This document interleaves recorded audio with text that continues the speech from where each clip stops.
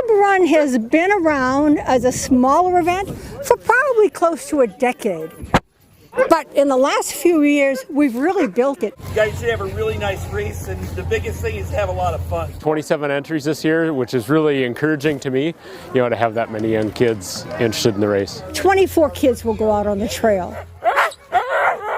We're a week out from the main Beargrease, of course, and this is a day that's just for the kids. We go out, we make a lollipop out here, we come back down and around. Some of the kids are here, that are friends of mushing families or, don't have as much time on a sled, and others are the kids that have raised the dogs, and it's fun to share them with their friends. Are there any questions at all about anything to do with this race?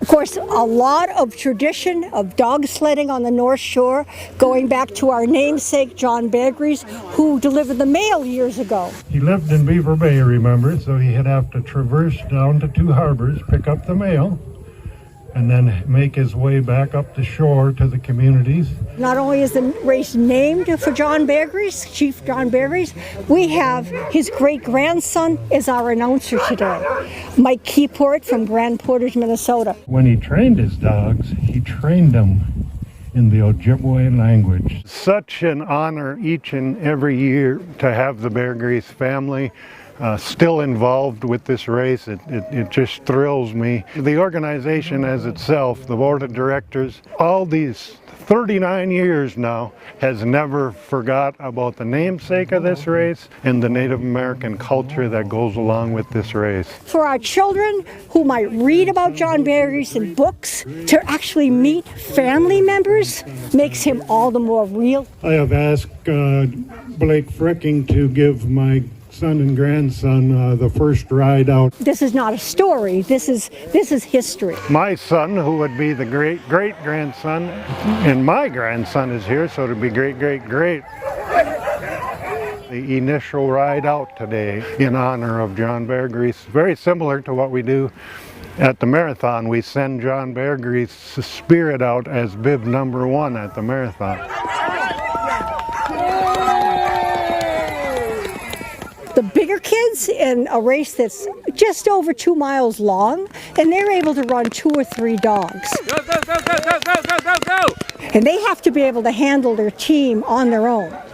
And then after we get those kids out and back, we have a little loop course that we run for little tiny kids. The youngest one is 2 years old, and there's 8 of them that will go out today and just run. They can have all the help they need. We have kids from families that have been in it for generations. Third musher out today is going to be Eve Reddington. With the last name of Reddington, I can just about guarantee you she's been around dogs for a while. Certainly that's part of it. But we have kids that are training with maybe a kennel that's nearby, and they're new at it. I see sometimes the more experienced families run into their truck to grab a piece of equipment that the novice kid needs. We really push that sportsmanship. You're always there to help your fellow mushers. Yes, we compete, but we compete as friends.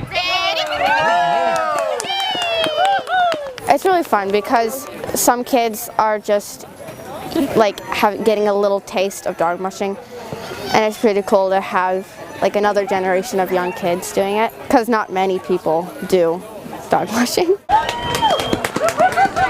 have a really super group of volunteers. We've got ham radio operators out on the trail, so we have emergency help if we need it right away. I love especially to see the friendships that are building with this over the last few years.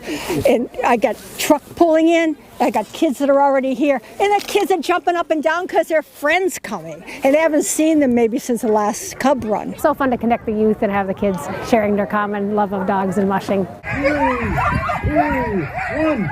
It's wonderful, and to have kids involved in sports and learning that lesson that yes, they're competitors, but they are also your friends.